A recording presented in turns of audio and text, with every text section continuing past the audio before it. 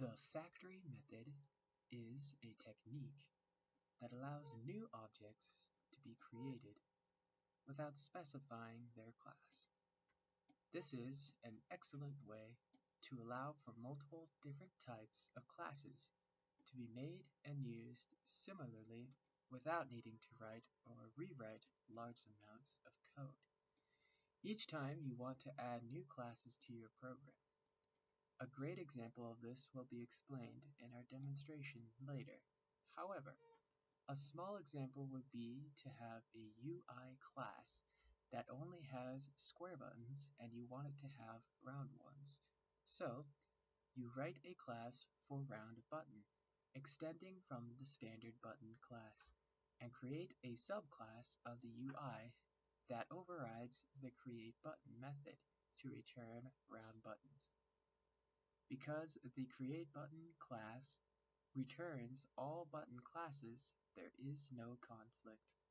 For now, think of this technique as a way to reuse existing objects to do what you need them to do, with as little recoding as possible. Objects made by this method are known as products. All right, let's go through a quick demonstration of the factory method. Let's start with an example. We have two types of transactions in our application, income and expenses. We define these as two separate classes. All is good with our program, and we build our project. Well, later we find out after development that there was other types of transactions we didn't think about, like transfers. Well, we could try and create a new class, but to get it to fit into our project would take a lot of refactoring and a lot of headache. This is where the factory class fits in. The factory class would be useful in this situation in creating a transaction factory class that can define different transaction products. Like our example above, we might have started with two transactions that we could think of in the beginning, expenses and income.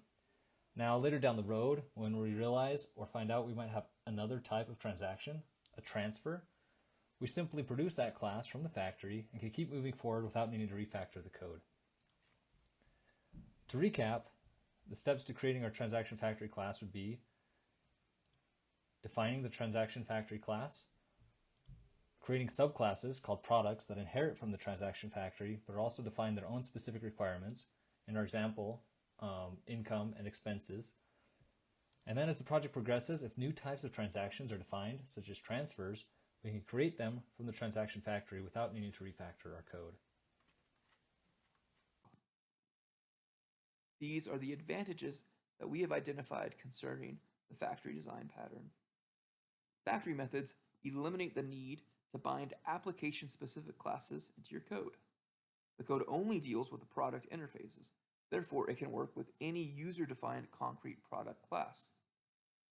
Factory methods provide hooks for subclasses to create different concrete products. Factory methods connect parallel class hierarchies in such a way that it localizes the knowledge of which classes belong together. The factory pattern removes the instantiation of actual implementation classes from client code. This is referring to the single responsibility principle, or in other words, you can move the product creation code into one place in the program, making the code easier to support and maintain. The pattern makes our code more robust, less coupled, and easier to extend. The pattern provides abstraction between implementation and client classes through inheritance. These are the disadvantages that we have identified concerning the factory pattern.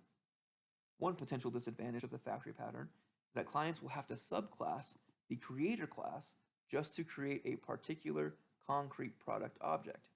Subclassing is fine when the client has to subclass the creator class anyways, but otherwise the client must now deal with another point of evolution.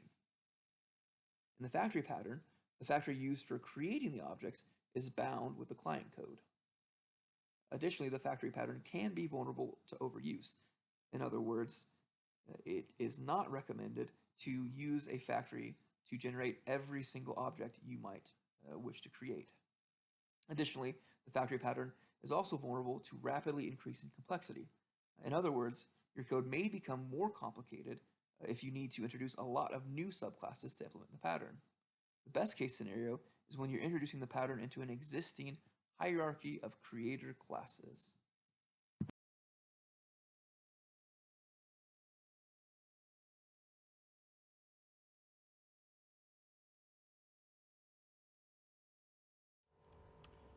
Use the factory method when you don't know beforehand the exact types and dependencies of the objects your code should work with.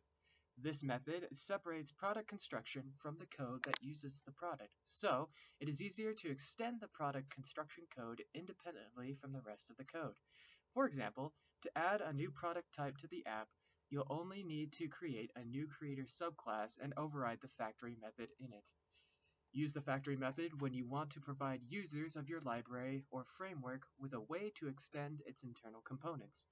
Because inheritance is probably the easiest way to extend the behavior of a library or framework, the factory method uses this technique to help simplify the creation of new objects. But how would the framework know that you want to make subclasses instead of the standard component?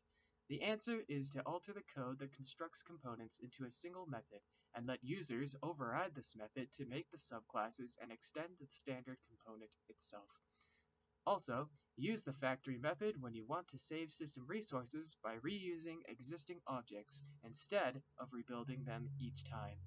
A constructor, by definition, must return a new object and cannot return existing ones. So, creating a method that can both create new objects and reuse existing ones from the pool of available objects helps save resources. The factory method allows this to happen.